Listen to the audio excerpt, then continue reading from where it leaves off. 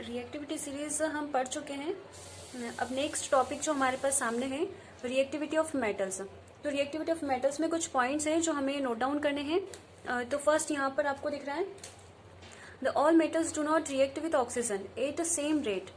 Oxygen के साथ में कोई भी मेटल होता है वो सेम रेट से रिएक्शन नहीं करता है। Different metal shows a different reactivity towards oxygen. हाँ, तो such is potassium. Potassium and sodium ऐसे एक एलिमेंट है जो कि बहुत जल्दी ही विगरसली वो फायर कैच कर लेते हैं, कैच फायर विगरसली। जैसे ही हम इन एलिमेंट्स को हम जैसे ओपन रखते हैं, ओपन करते हैं, इट केप्ट इन ओपन, तो ये क्या होते हैं, एक्सीडेंटल फायर को रिप्रेजेंट करते हैं, मतलब एक्सीडेंटल फायर इसमें कैच कर लेते हैं। अब यहाँ पे हम देखते हैं कि तो हमें ये जो एलिमेंट है जो विगरसली फायर कैच कर रहे हैं, इन एलिमेंट्स को हमें कहाँ पर रखना होगा, तो यहाँ पे फाइनल आंसर यहाँ पे है that are kept immersed in a kerosene oil. अब सेकेंड आप पॉइंट इसमें पढ़ रहे हो at the ordinary temperature. Ordinary temperature का मतलब यहाँ पे रूम टेम्परेचर से है। The surface of metals such as magnesium, aluminium, zinc, lead, etc. are covered with thin layer of oxide. मतलब ये जो एलिमेंट है, ये एलिमेंट क्या करते हैं, रूम टेम्परेचर पर ऑक्सीजन के साथ में, हमारे रूम में रूम नहीं, एक्चुअली हम एटमॉस्फेयर में देखें तो ऑक्सीजन प्रेजेंट होता है, उस ऑक्सीजन के साथ में रिएक्शन करके एक कवर फॉर्म करता है, यानी कि कवर का है या फिर लेयर, तो लेयर का फॉर्मेशन करता है, तो वो लेयर हमारा एक ऑक्साइड का लेयर फॉर्म करता है। ठीक है, जैसे कि मैंने यहाँ पे मैग्नीशियम प्लस ऑक्सीजन के साथ में रिएक्शन करके क्या फॉर्म कर रहा है, MgO फॉर्म कर रहा है। ठीक है, ऐसे ही देखो एल्यूमिनियम अगर ऑक्सीजन के साथ में रिएक्शन करके क्या फॉर्म करेगा, O2 के साथ रिएक्शन करके Al2O3 का फॉर्मेशन कर रहा है। ठीक है, तो ये जो हमारा एल्यूमिनियम हुआ, ये जितने भी एलिमेंट्स हैं, ये ऑक्सीजन के साथ में, एटमॉस्फेयर में जो प्रेजेंट ऑक्सीजन के साथ में रिएक्शन करके थीन लेयर ऑक्साइड का फॉर्मेशन करते हैं। The protective oxide layer prevent the metal from further oxidation. यानी कि ये जो हमारा प्रोटेक्टिव लेयर एक फॉर्म हुआ प्रोटेक्टिव लेयर फॉर्म हुआ, ये ऑक्साइड यानी कि ये मेटल ऑक्साइड अदर ऑक्सीडेशन यानी कि अदर ऑक्सीडेशन रिएक्शन को रिप्रेजेंट नहीं करता है। तो यहाँ पर ये जो हम देख रहे हैं कि इसके ऊपर जो है ना एल्यूमिनियम कोई हमारे जैसे कि किचन में भी हम चेक करते हैं एल्यूमिनियम के कंटेनर होते हैं, तो एल्यूमिनियम के कंटेनर में काफी हम जैसे कि फूड जो भी हमारे कुकिंग फूड वगैरह हम उसमें स्टोर करते हैं, तो वो एग्जैक्टली देखें तो कोई भी इंग्रेडिएंट के साथ में रिएक्शन शो नहीं करता है। ठीक है, यानी कि हम एल्यूमिनियम ऑक्साइड में हमारे कुकिंग मटेरियल को हम उसमें स्टोर कर सकते हैं। ठीक है, तो वो किसी भी इंग्रेडिएंट के साथ में वो रिएक्शन नहीं करेगा। तो ठीक है, यहाँ पर ये चीज क्लियर हुआ आप लोगों का। सेकेंड देखते हैं, iron oxide not burn on the heating but iron feelings. तो यहाँ पे आयरन ऑक्साइड नहीं है, आयरन है ना, does not burn in heating. जैसे हम आयरन को हम हीट करते हैं तो वो बर्न नहीं होता है, बट आयरन फीलिंग्स जो होते हैं यानी कि स्मॉल पार्टिकल्स होते हैं, तो वो हम अगर बर्न करें तो वो विगरसली क्या करते हैं, बर्न हो जाते हैं। तो अब नेक्स्ट वाला पढ़ रहे हैं यहाँ पर copper doesn't burn but the hot metal is coated with a black covered layer of copper oxide. यहाँ पर कॉपर सेकंड का मतलब ये समझना कि कॉपर सेकंड ऑक्सीडेशन स्टेट में, क्या यानी कि इसकी वैलेंसी कितनी है, यहाँ पर कॉपर की 2+ की बात कर रहा है। ठीक है, और ऑक्साइड का फॉर्मेशन हो रहा है, तो वो हम जब मेटल का फॉर्मेशन किया तो O2 के ऊपर क्या चार्ज है, माइनस चार्ज, तो इससे जो प्रोडक्ट मतलब कंपाउंड फॉर्म होगा CuO। ठीक है, ये इसका मतलब ये होता है नोटेशन, स्टॉक नोटेशन जब हमने मॉलिक्यूलर फॉर्मूला जब देखा था तो स्टॉक नोटेशन का मतलब यही होता है, यानी कि ये जो बियर करेगा वो चार्ज कितना चार्ज बियर कर रहा है, 2, जो कि पॉजिटिव चार्ज है। तो यहाँ पे ये जो सेंटेंस है, copper doesn't burn but it the hot metal coated with black covered layer. तो यहाँ पर कॉपर जो है वो भी हमारा बर्न नहीं होता है, बट ये जो है एक हॉट मेटल, जब हम कॉपर को गर्म करने के बाद में उसे मतलब एक एयर के कांटेक्ट में जब लेके आते हैं तो वो एक ब्लैक कलर को रिप्रेजेंट करता है, मतलब कि उसके ऊपर जो एक शो करेगा ना, ब्लैक कलर शो होता है। हाँ, जैसे ऐसे काफी सारे अपने मेटल्स हमारे किचन में भी यूज होते हैं, काफी सारे मेटल्स वगैरह जो कि नॉन स्टिक जिनके नाम से हम बोलते हैं। तो नॉन स्टिक में एग्जैक्टली देखें तो वो उनमें एक कवर्ड होता है, एक कोट होता है जो कि ब्लैक कोट जो होता है, तो वो एग्जैक्टली देखें तो वो कॉपर का ही रिप्रेजेंटेड होता है। कॉपर को ही शो होता है। अब सेकेंड हम देख रहे हैं यहाँ पे AgAu, सिल्वर और gold doesn't react with oxygen even at high temperature, यानी कि कैसे भी टेम्परेचर पर हम उसको रखें, किसको, गोल्ड और सिल्वर को, तो वो रिएक्शन नहीं करते हैं किसके साथ में, ऑक्सीजन के साथ में। ठीक है, तो ये रिएक्टिविटी सीरीज जो हमने पढ़ी थी, रिएक्टिविटी सीरीज का ही एक पार्ट है, और ये कुछ पॉइंट्स आप नोट डाउन कर लेना अपनी कॉपीज में। सेकंड टॉपिक पर आते हैं हम, chemical properties of metal and non metal. Metals में देखो तो यहाँ पे फर्स्ट जो आपको दिख रहा है, nature of metal are electropositive, this is also called reducing agent. और यहाँ पे देखो ये चीज आप थोड़ा सा देखना, ये क्या है, इलेक्ट्रोपॉजिटिविटी को शो करता है कौन, मेटल्स। अब इलेक्ट्रोपॉजिटिविटी क्या चीज है, देखो यहाँ पे आप लोगों को पता है, जब हम लोगों ने मॉलिक्यूलर फॉर्मेशन देखा था तो कुछ हमने एलिमेंट्स देखे थे जिनका इलेक्ट्रॉनिक कॉन्फ़िगरेशन किया था, और एटॉमिक स्ट्रक्चर को भी हमने देखा था। ठीक है, तो यहाँ पे हम सिंपली फॉर्म में हम देखते हैं कि इस वाले पैराग्राफ को आप चेक करना, मेटल्स एंड नॉन मेटल्स को हम देखेंगे। तो मेटल्स में एक एलिमेंट को मैं ले रही हूँ यहाँ पे सोडियम का एटॉमिक नंबर 11 है। इसका इलेक्ट्रॉनिक कॉन्फ़िगरेशन करेंगे तो K शेल में जाएगा 2, L शेल में जाएगा 8 और M शेल में जा रहा है 1 इलेक्ट्रॉन। तो यहाँ पे आउटर मोस्ट शेल में कितने इलेक्ट्रॉन है, 1 इलेक्ट्रॉन है। अब ये 1 इलेक्ट्रॉन और आउटर मोस्ट शेल को कंप्लीट करने के लिए, यानी कि फुलफिल करने के लिए इसे कितने इलेक्ट्रॉन की नीड है, तो यहाँ पे हम देखते हैं कि इसको 7 इलेक्ट्रॉन और चाहिए।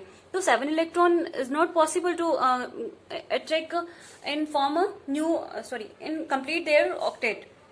तो यहाँ पर ये क्या करेगा, ये 1 इलेक्ट्रॉन को वो डोनेट करना इजी समझता है, तो इसके ऊपर एक चार्ज बनेगा। वो 1 इलेक्ट्रॉन डोनेट करने के बाद ये इसके ऊपर चार्ज क्या बन रहा है, पॉजिटिव चार्ज बन रहा है।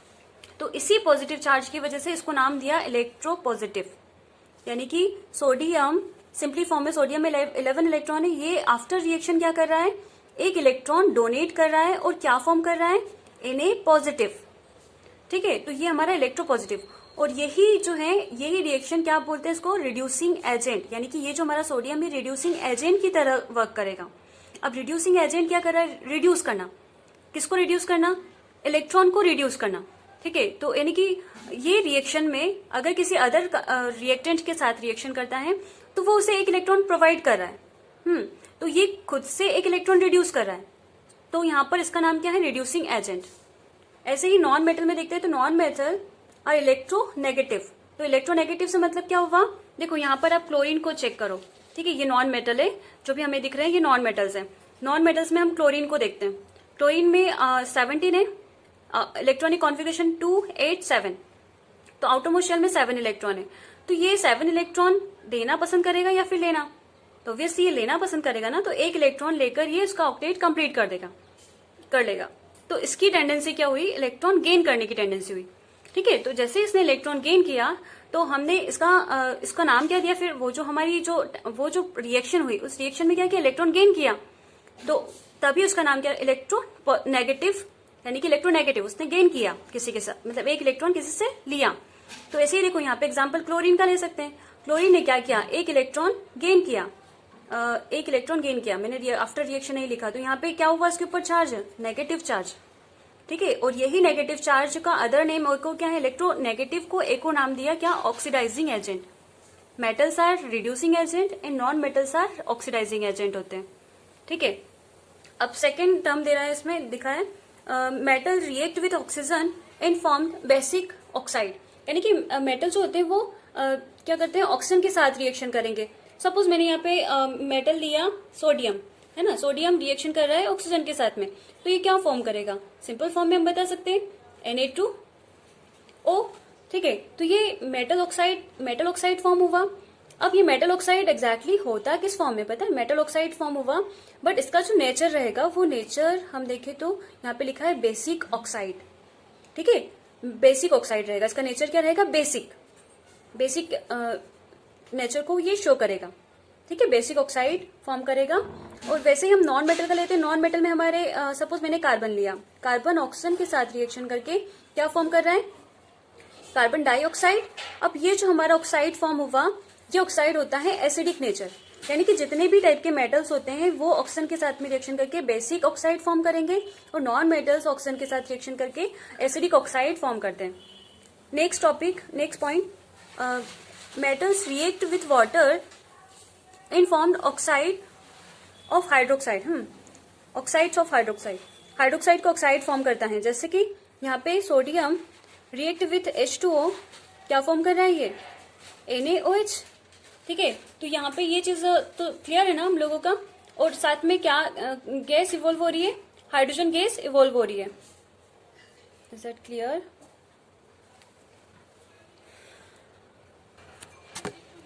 ऐसे ही नॉन मेटल का देखते हैं तो no reaction shows with water, water के साथ कोई रिएक्शन नहीं शो करेगा कौन, नॉन मेटल्स। नेक्स्ट है metal react with dilute acid, dilute acid की बात करें ना, तो dilute acid form salt and hydrogen gas, यानी कि सॉल्ट और हाइड्रोजन गैस को रिड्यूस करेगा, फॉर्म करेगा, प्रोडक्ट फॉर्म करेगा।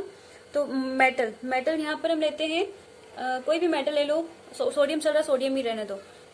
Sodium is react with dilute, है ना, यहाँ पे लिखेंगे dilute, dilute HCl, dilute HCl react with किसके, तो ये क्या फॉर्म करेगा, सॉल्ट। इसका कंपोनेंट कनेक्टिव सॉल्ट कौन सा है, NaCl, NaCl plus hydrogen gas.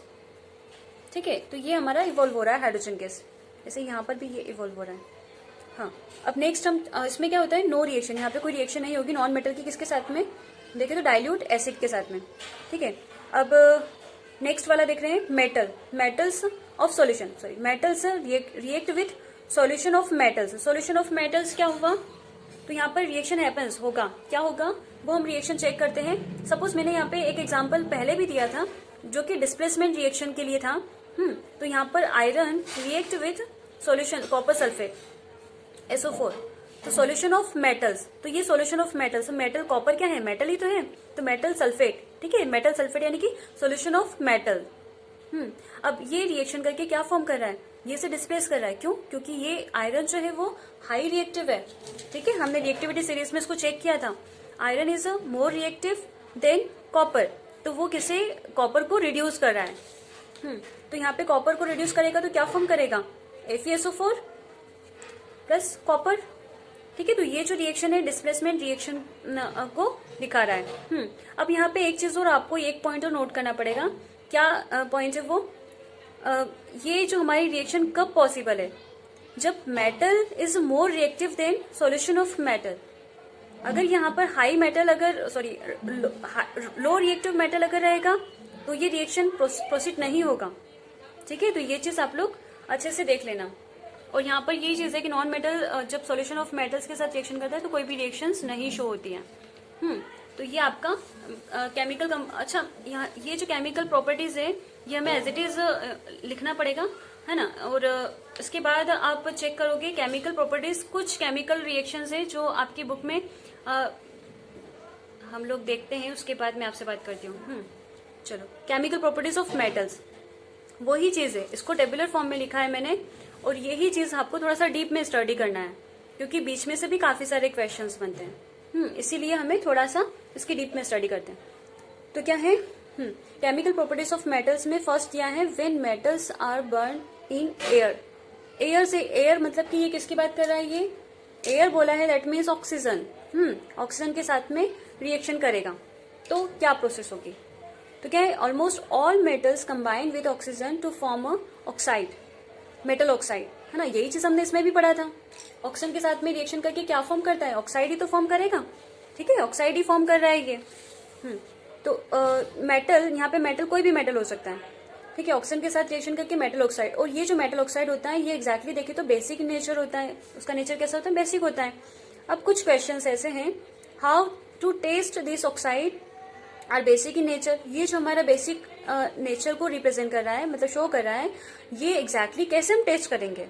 तो इसके टेस्ट के लिए हम सिंपल सी एक मेथड है, जिस मेथड में मेटल ऑक्साइड, जो भी हमारा मेटल ऑक्साइड फॉर्म होगा, सपोज मैंने यहाँ पे वही जो हम सिंपल वही वाला एग्जांपल लेते हैं, ऑक्सीजन के साथ में रिएक्शन करके ये क्या फॉर्म कर रहा है, Na2O।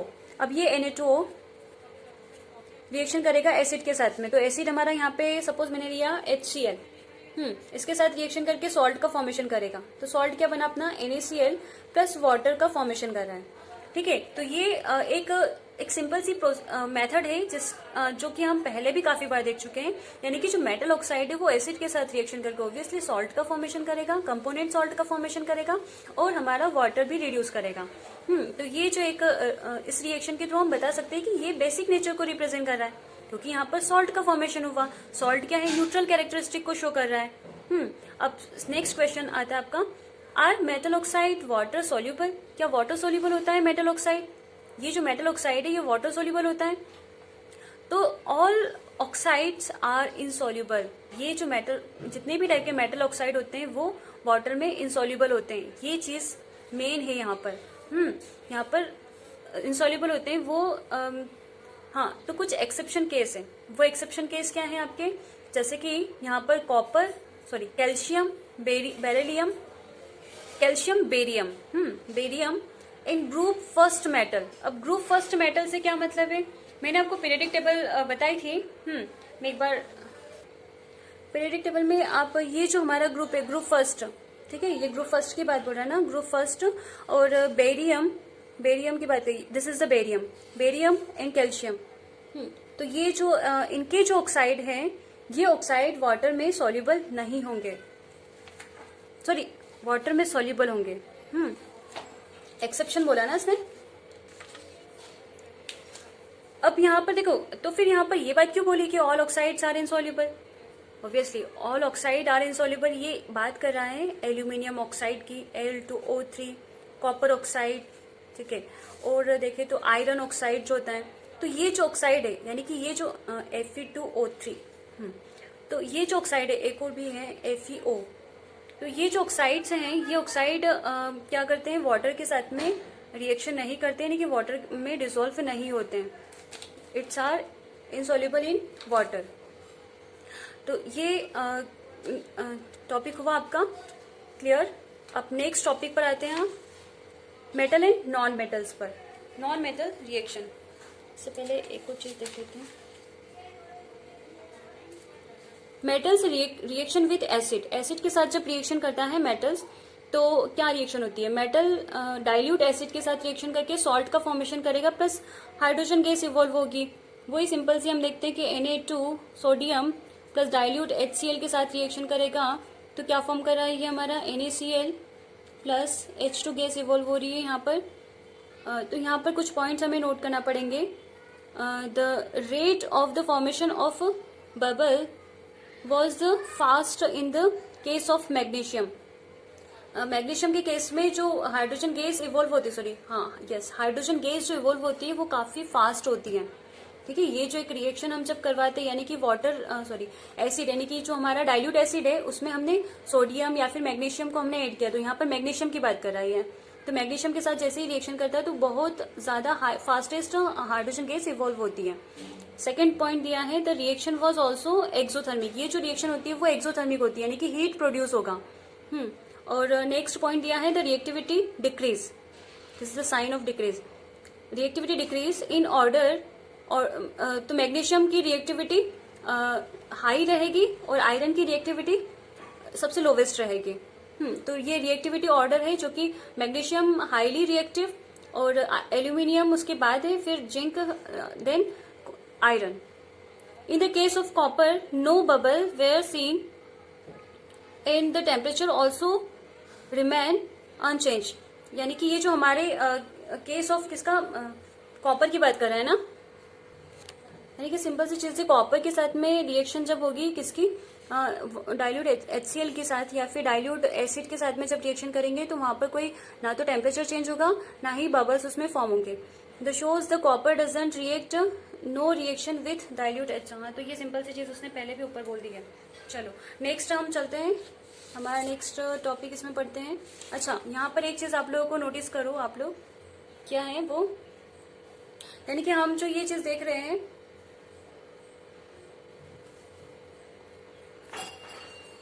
डाइल्यूट HCl के साथ में, यानी कि डाइल्यूट हमारा जो एसिड के साथ में रिएक्टिविटी शो करने वाले जो एलिमेंट है, यानी कि हम रिएक्टिविटी सीरीज में पढ़ चुके हैं ना। अब तो डाउन अगर जाते हैं तो हमारी रिएक्टिविटी एग्जैक्टली क्या होती है, डिक्रीज होती है।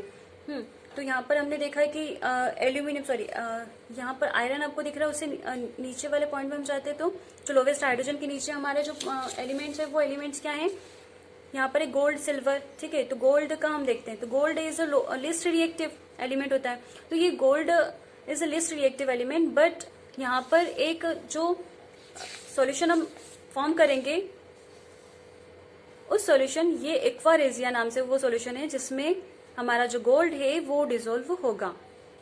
तो ये जो एक्वारेजिया जो है, ये क्या, aqua regia is a Latin form of royal water, इसको रॉयल वाटर भी कहते हैं। Is a freshly prepared mixture of concentrate HCl and concentrate HNO3, concentrate HCl and concentrate HNO3 यानी कि nitric acid, hydrochloric acid and nitric acid, और इनका जो ratio होता है वो 3:1 रेशो में प्रिपेयर करेंगे इसको। इट कैन डिसॉल्व गोल्ड, और ये जो हमारा एक्वारेजिया फॉर्म हुआ, ये एक्वारेजिया क्या होता है, वाटर में डिसॉल्व होता है, सॉरी वाटर में डिसॉल्व नहीं होता, एक्चुअली गोल्ड इसमें डिसॉल्व होता है। तो neither of the acid can do so alone. Aqua regia is a highly corrosive and fuming liquid होता है, and it's a few reagent, it is few reagent that's able to dissolve gold and platinum. ये जो हमारे lowest यानी कि least reactive element होते हैं, ये एग्जैक्टली देखें तो रिएक्शन नहीं करते, रिएक्शन शो नहीं करेंगे, बट ये एक एक्वारेजिया जो हमारा सॉल्यूशन फॉर्म है, सॉल्यूशन फ्रेशली प्रिपेयर्ड मिक्सचर है, इसमें हमारा जो प्लेटिनम और गोल्ड है वो डिसॉल्व होंगे। This reactant is also critical of your exam point of view, so we have studied here.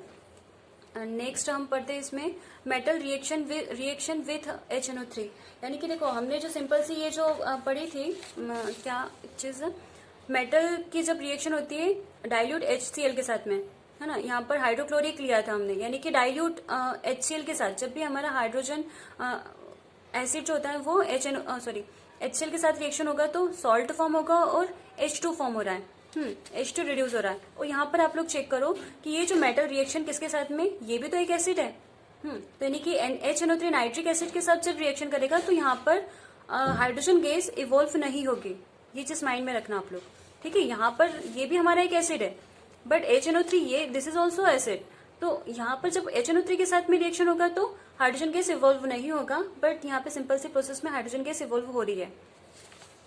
तो यहाँ पर अब देखो hydrogen gas is not evolve when metal react with HNO3 because HNO3 is a strong oxidizing agent. HNO3 क्या है, एक strong oxidizing agent. Oxidizing agent means ये reaction में ऑक्सीजन प्रोवाइड करता है, ठीक है। तो ऑक्सीजन प्रोवाइड करता है तो क्या होगा, it's oxides of H2 produce. जैसे ही देखो ये जो हमारा रिएक्शन है, कोई भी रिएक्शन हम देखो यहाँ पे लेते हैं, सोडियम का ही लेते हैं, सोडियम प्लस क्या है HNO3 के साथ में जब रिएक्शन करवाया तो क्या फॉर्म हुआ, सोडियम जो हाइड्रोजन प्रोड्यूस हुआ, Na सोडियम के ऊपर चार्ज होता है Na प्लस, और NO3 के ऊपर चार्ज होता है, नाइट्रेट के ऊपर चार्ज होता है 2 माइनस, सिंगल चार्ज होता है इसके ऊपर, तो ये सिंगल चार्ज हम लगाते हैं, इसके ऊपर नेगेटिव सिंगल चार्ज है, इसके ऊपर पॉजिटिव सिंगल चार्ज है, तो NO3 प्लस जो हाइड्रोजन हमारा गैस इवॉल्व हुआ, ये हाइड्रोजन गैस जब इवॉल्व होता है तो ये हाइड्रोजन गैस इंस्टेंट रिएक्शन करता है, किसके साथ में, ऑक्सीजन के साथ रिएक्शन करेगा। यहाँ पर ये बता रहा है ना, ये ऑक्सीडाइजिंग एजेंट की तरह काम करेगा, यानी कि आफ्टर रिएक्शन ये क्या कर रहा है, ऑक्सीजन प्रोवाइड कर रहा है, किसको, ये जो हाइड्रोजन गैस इवॉल्व हुई उसको। तो ये हाइड्रोजन गैस प्लस यहाँ ऊपर की साइड में मैं लिखती हूँ उसको, ठीक है। ये रिएक्शन आगे की जो रिएक्शन है वो इस तरह से हम लिखते हैं, hydrogen gas react with oxygen, it's a form, क्या करेगा, ऑक्सीजन के साथ में रिएक्शन करके ये जो सिंगल एक ऑक्सीजन बचा है उसके साथ H2O का फॉर्मेशन करता है। प्लस यहाँ पे जो एक कंपोनेंट फॉर्म होंगे वो कंपोनेंट भी फॉर्म होंगे, क्या चीज फॉर्म होगा, it's oxide of hydrogen gas produce water and itself get reduce to any of the nitrogen oxide, कोई भी नाइट्रोजन ऑक्साइड को ये फॉर्म करता है। और यहाँ पर हो सकता है वो NO2 हो सकता है, NO हो सकता है, और N2O भी हो सकता है। तो यहाँ पर इस वाली रिएक्शन में तो हम देखें तो यहाँ पर कोई oxide form, nitrogen oxide form नहीं हो रहा है, बट अदर रिएक्शंस जब हम देखते हैं जहाँ पर हमारा NO3 के साथ में कुछ अदर रिएक्टेंट जब पार्टिसिपेट करते हैं तो हमारा ये वाले ऑक्साइड भी फॉर्म होंगे, ठीक है। But in the case of magnesium and manganese, ये दो एक एलिमेंट है, डाइल्यूट HNO3 के साथ रिएक्शन करके हाइड्रोजन गैस को रिड्यूस करेंगे। तो ये आपका नाइट्रिक एसिड के साथ रिएक्शन हमने देखा। अब लास्ट टॉपिक आपका रह गया है, वो ये है metal and non metal reaction. जब मेटल एंड नॉन मेटल की रिएक्शन होगी तो क्या होगा, तो when metal and non metal react with each other to transfer of electron take place from the metal to non metal. Metal to non metal जो रहेगा वो इलेक्ट्रॉन ट्रांसफर होगा। कैसे, सपोज मैंने यहाँ पे एग्जांपल वही NaCl का लेते हैं, ये एक कंपाउंड है, ठीक है। तो ये मेटल और नॉन मेटल जब रिएक्शन कर रहा है, मेटल के पास एग्जैक्टली देखें तो ये इलेक्ट्रो पॉजिटिव होता है, नॉन मेटल क्या होता है, इलेक्ट्रो नेगेटिव।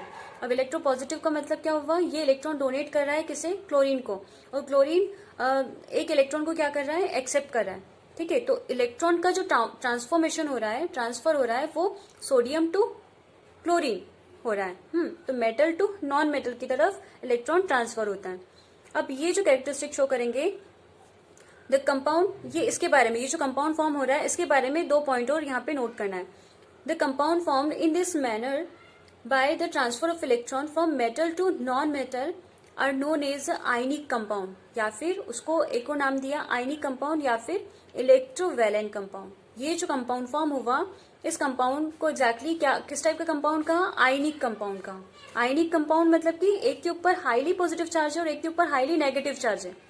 क्लोरीन इलेक्ट्रॉन को अपनी तरफ खींच रहा है, ठीक है, और सोडियम उसको एक इलेक्ट्रॉन दे रहा है। तो ये जो कंपाउंड का फॉर्मेशन होगा ये आयनिक कंपाउंड का फॉर्मेशन होगा, और इसी कंपाउंड का एक और नाम है इलेक्ट्रोवैलेंट कंपाउंड, ठीक है, दोनों सेम चीज है। Ionic compound have a strong electrostatic force of attraction, ये चीज भी थोड़ा सा आप लोग देखना, यानी कि इनके बीच में जो बॉन्ड फॉर्म होगा, आयनिक बॉन्ड, आयनिक कंपाउंड, जो जितने भी टाइप के आयनिक कंपाउंड होते हैं, है ना, highly electropositive and highly electronegative are called ionic compound. जो आयनिक कंपाउंड के बीच में जो मतलब एक फोर्स लगेगा, वो फोर्स क्या रहेगा, इलेक्ट्रोस्टैटिक फोर्स ऑफ अट्रैक्शन, ठीक है। तो ये हमारा टॉपिक यहाँ पे फिनिश होता है, ठीक है। Next topic next day. Thank you.